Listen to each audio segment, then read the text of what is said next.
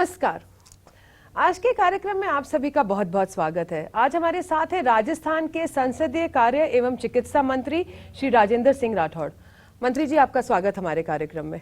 आपका भी बहुत बहुत धन्यवाद। सरकार की 2 साल की उपलब्धियों को लेकर आपके साथ एक बार पहले भी सर चर्चा कर चुकी हूँ, पिछले ही 1-2 हफ्ते में, लेकिन तब हमें लगा कि कुछ बातें अधूरी रह गई हैं और इसीलिए उसी चर्चा को आगे बढ़ाते हुए आप एक बहुत सीनियर मंत्री हैं अपने राजस्थान सरकार के। बहुत सारे वादे करके आई थी सर आपकी सरकार 2 साल पहले, और एक हद तक हम भी ये मानते हैं कि चुनाव पे चुनाव होते रहे और ऐसा लगा कि सरकार को थोड़ा समय लग रहा है पांव जमाने में। आज 2 साल पूरे हो चुके हैं।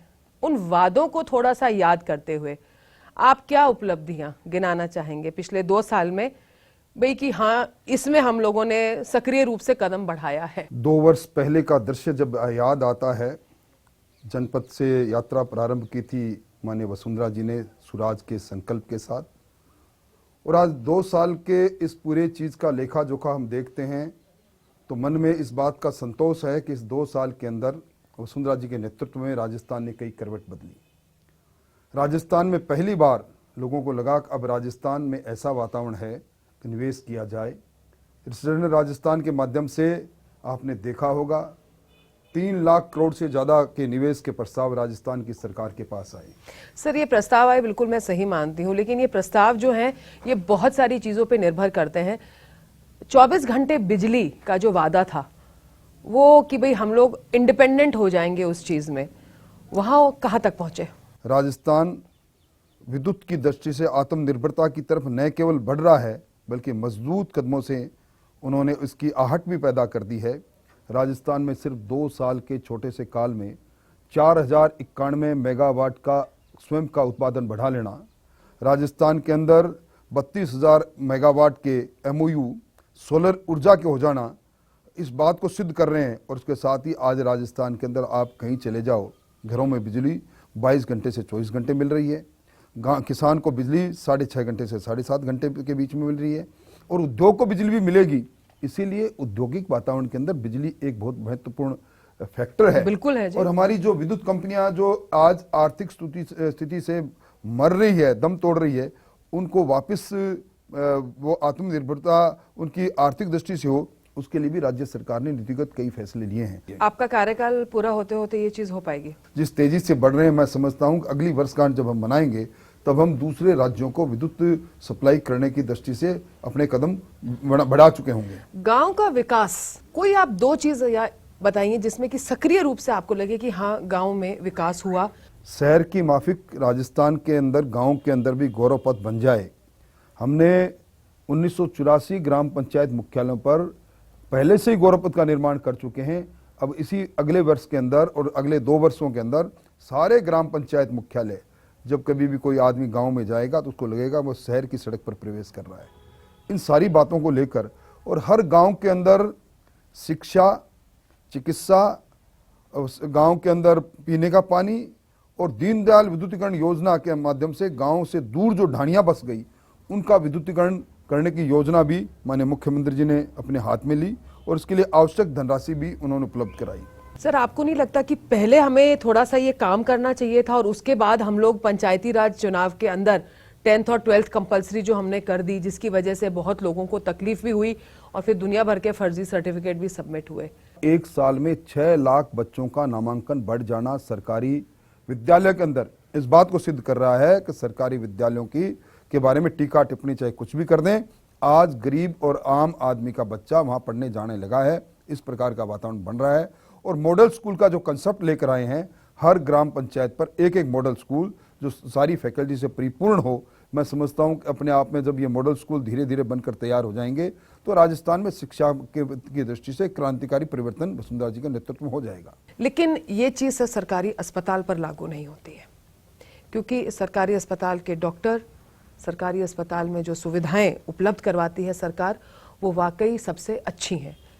प्रॉब्लम आती है तो ग्रामीण क्षेत्र में डॉक्टर ना होने की और बहुत सारी सुविधाएं ना होने की। भामाशाह बीमा योजना जो आपकी है, डेफिनेटली वो प्राइवेट हॉस्पिटल की तरफ उसको एक सहूलियत ज़रूर दे रही है। उस योजना के बारे में हम लोग बात करेंगे, पर सर ऐसा तो नहीं होगा कि अब जो प्राइमरी हेल्थ केयर सेंटर्स हैं, सरकार उससे ध्यान हटा लेगी कि भाई हम तो प्राइवेट हॉस्पिटल की सहूलियत दे रहे हैं, अब यहाँ पर डॉक्टर हो चाहे नहीं हो, सहूलियत हो चाहे नहीं हो, कोई फर्क नहीं पड़ता। ऐसा कभी नहीं होगा। आरोग्य राजस्थान की कल्पना माननीय मुख्यमंत्री जी ने की। ये राजस्थान में पहली बार हुआ कि राजस्थान में ग्रामीण क्षेत्रों में रहने वाले हर नागरिक के घर पर सरकार के एएनएम और वहाँ की आशा बहन गई, उसका दरवाज़ा खटखटा के उससे पूछा कि तेरे हालत क्या है, कितने परिवार के सदस्य हैं, उनमें उनकी प्राथमिक दृष्टि से उनमें किस प्रकार की बीमारी हो सकती है, इन सारों का लेखा जोखा करके और हमने अब ग्राम पंचायत मुख्यालयों पर कैंप लगाने प्रारंभ किए हैं। आज जब मैं आपसे बात कर रहा हूँ तब तक राजस्थान के अंदर 6 लाख से ज़्यादा लोग इन कैंपों में आ चुके हैं, जिनका प्राथमिक उपचार हम कर रहे हैं और आवश्यकता पड़ने पर उनको रेफर करके और उच्च जो हमारी चिकित्सा संस्थाएं वहाँ भेज रहे हैं और भामाशाह योजना के साथ जोड़कर उनका कैशलेस ट्रीटमेंट करवा रहे हैं। मंत्री जी, मेरा अब जो अगला प्रश्न है वो सरकार से ना लेके आपके डिपार्टमेंट से ज़्यादा है। स्वास्थ्य जो विभाग होता है वो हमेशा बहुत क्रूशियल होता है। चुनाव हारे जीते जाते हैं जी इस विभाग पर, क्योंकि स्वास्थ्य तो ऐसी चीज है ना जो राजस्थान के हर इंसान से डेफिनेटली कनेक्टेड है। आप जिंदा हैं तो स्वास्थ्य होगा ही आपका।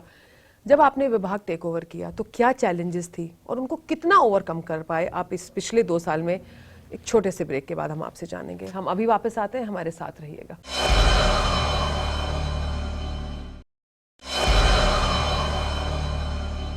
ब्रेक के बाद आप सभी का स्वागत है। तो माननीय मंत्री जी, जैसे हम लोग ब्रेक से पहले बात कर रहे थे कि भाई 2 साल हुए स्वास्थ्य विभाग में, आप क्या चैलेंजेस मानते हैं कि भाई ये 2 मेजर चैलेंजेस थी जब मैंने अपना डिपार्टमेंट संभाला और इनको मैं 2 साल में कहीं ना कहीं इनमें कमी पूर्ति खत्म कर चुका हूँ, आगे बढ़ चुका हूँ। कोशिश ये है कि किसी प्रकार राजस्थान के अंदर हमारे जीवन दिनचर्या से जुड़ी हुई ऐसी बीमारियां जिन्हें हम आमंत्रित कर रहे हैं वो बीमारियां नहीं आए। इस चुनौती को दूर करने के लिए जहां हमने एक तरफ से प्रिवेंशन के लिए हमारा रोड मैप बनाया है, वहां दूसरी ओर अगर बीमारी आए तो गरीब आदमी के मन में एहसास नहीं रहे कि मैं बीमार हो गया, मैं मेरा इलाज कैसे कराऊं, क्योंकि हर चीज़ महंगी है। उसके लिए स्वास्थ्य बीमा योजना जैसी सौगात मुख्यमंत्री जी ने दी है। बड़ी चुनौती हमारे सामने ये है कि हमारे आज भी हम बीमारू राज्यों की श्रेणी में खड़े हैं।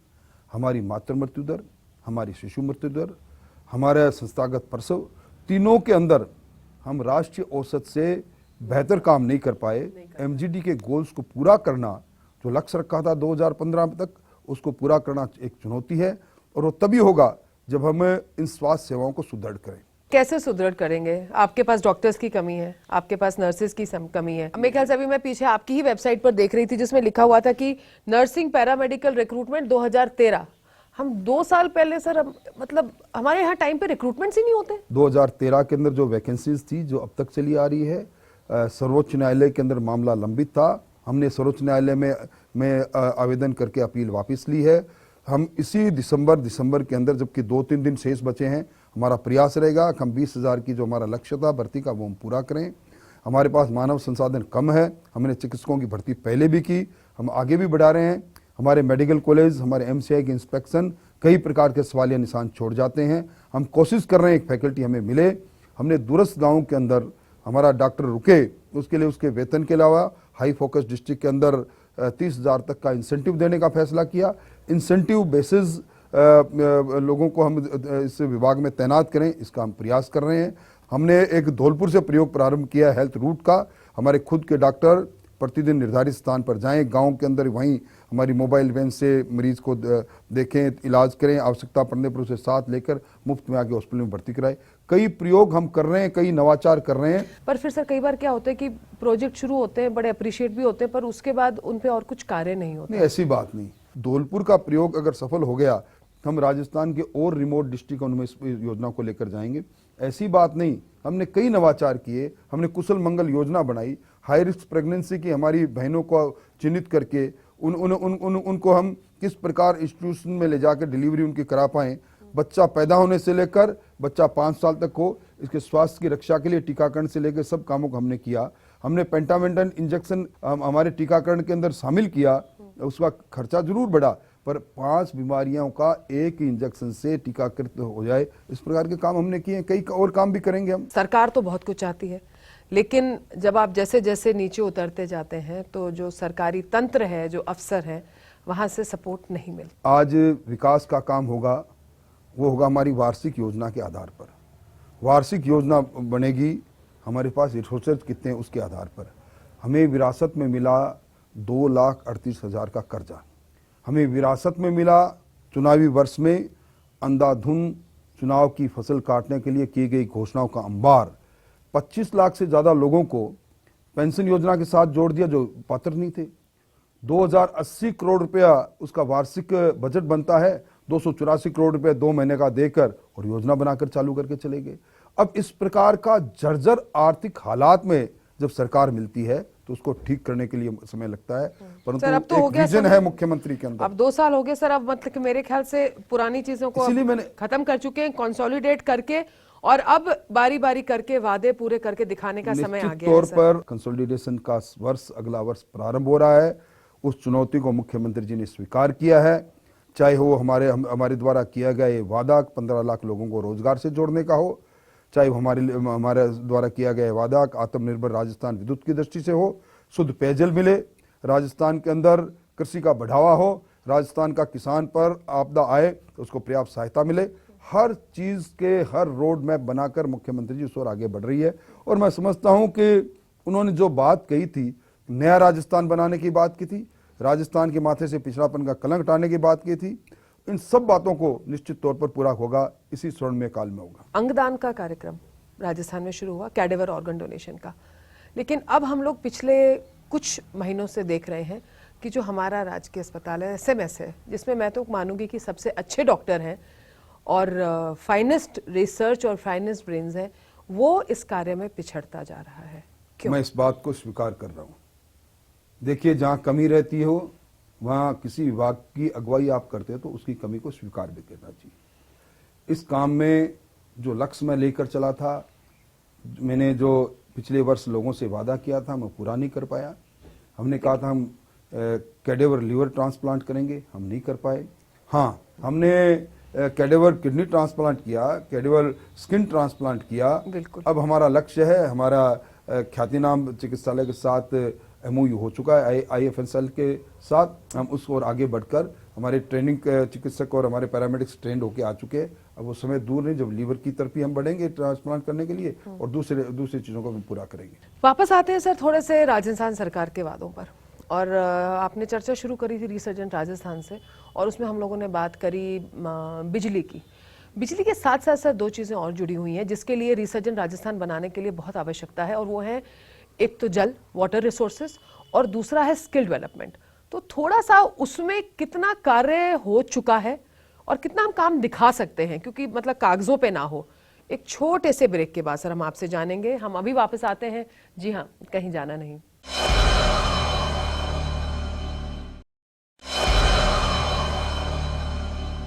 ब्रेक के बाद आप सभी का स्वागत है। आइए जानते हैं मंत्री जी राजेंद्र सिंह राठौड़ साहब से कि सर जल तो जो है वो ही है। निश्चित तौर पर राजस्थान के पास स्थायी जल सिर्फ 1.16 MFE है। हमारे यहाँ ज्यादातर हमारे जोन आज अति दोहन जोन्स में शामिल हो चुके बिल्कुल हैं। जी, डार्क जोन्स में हमारा आ गए डार्क हैं। जोन का क्षेत्र बढ़ता जा रहा है, और इसी बीच के अंदर मुख्यमंत्री जी ने मुख्यमंत्री जल स्वावलंबन योजना प्रारंभ की है। एक ऐसा अभिनव कार्यक्रम, महाराष्ट्र में उस कार्यक्रम को कामयाबी मिली। नदी से नदी जोड़ने की कल्पना को भी मूर्त रूप दे रहे हैं नदी बेसिन के साथ, चंबल में आहू के साथ इस काम को प्रारंभ कर दिया। और जो मुख्यमंत्री जल संबल योजना है, इससे निश्चित तौर पर जल स्तर भी बढ़ेगा और जल स्वावलंबन और जल के एक एक बूंद की कीमत भी बढ़ेगी। पर जो हमारे पास हमारे उद्योग आ रहे हैं, जो इंडस्ट्री आ रही है, उनके लिए पर्याप्त जल की व्यवस्था अब निश्चित तौर पर राज्य सरकार करेगी, इसमें किसी प्रकार की कोई कमी नहीं आएगी। और मैं समझता हूं कि आने वाला समय और जिस प्रकार का विजन है मुख्यमंत्री जी का, स्वच्छ और अच्छा जल और जल के प्रति गांव स्वावलंबित हो। पहले प्रथम चरण के अंदर 3000 गांवों का चिन्हितीकरण किया है, और प्रभारी मंत्रियों को मुख्यमंत्री जी ने निर्देश दिए हैं, क्योंकि उनका ड्रीम प्रोजेक्ट है, उसके साथ जुड़कर उसके सारे चीज को धरातल पर लेकर आए। आप मुझे एक बात बताइए, चाहे बिजली हो चाहे जल हो, उसमें जो राजस्थान की आम जनता है वो अपनी सरकार का सहयोग क्यों नहीं देती? हम लोग इतनी बुरी तरह बिजली भी वेस्ट करते हैं और पानी भी वेस्ट करते हैं। अवेयरनेस की कमी है या केयरलेस है, परवाह ही नहीं करते? जब तक जनमानस के अंदर इस बात की स्पष्ट मान्यता उनके मनों में नहीं बैठेगी, ये जल अमूल्य निधि है, ये जल हमारा कल है।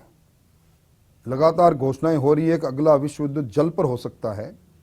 सर, आपको लगता है कि रेट बढ़ा दें तो फिर शायद विश्व युद्ध भी ना होगा और हम लोग भी सुधर जाएंगे? नहीं, रेट बढ़ाना नहीं। आज जो जल के लिए जो पैसा सरकार ले रही है, उससे ओंडम कॉस्ट भी पूरी नहीं आ रही। कम से कम एक टैप को खोलकर मैं चला जाऊं और मेरे मन में अगर थोड़ा सा मुझे लगे कि जो मैं जल व्यर्थ बहा रहा हूं, मैं ये राष्ट्रीय क्षति तो कर ही रहा हूं, पर मेरी जेब के में से भी थोड़ा पैसा जाएगा, थोड़ा सा फर्क पड़ता है जी, बिल्कुल पड़ता है। इसलिए कोई इस बार फिर भी सरकार ने उसको ऐसा नहीं बढ़ाया कि उससे लोगों को लगे कि बहुत, अभी तक तो बढ़ाया भी नहीं। सर, हमें ये लगता है कि इस चीज में एक तरह से कोर्ट की गाइडलाइंस होनी चाहिए कि हर साल 5% या 6% बिजली और पानी का बढ़ेगा ही, जिससे कि कम से कम ये ना हो कि चुनाव से पहले वाले साल में आप बढ़ाए नहीं और अगली सरकार आके 20% बढ़ा दे। निश्चित तौर पर इस पर एक नीति बननी बड़ी आवश्यक है। इन सभी चीजों को हम चुनाव और मत के साथ जोड़ के हमें नहीं देखना चाहिए, आज की आवश्यकता है। अब 80,000 करोड़ से ज्यादा के घाटे में हमारी विद्युत कंपनियां हैं। हमारा पीएचडी विभाग पूरा का पूरा सरकारी सहायता पर निर्भर करता है। अपने कुल मिला के जो जल की में 1 लीटर पर जो खर्च आता है, उसका 20% भी वो पूरा वापस राजस्व प्राप्त नहीं कर सकता। सर, लेकिन एक बहुत बड़ा कारण लीकेज भी है, बिजली चोरी और इधर पानी का लीकेज।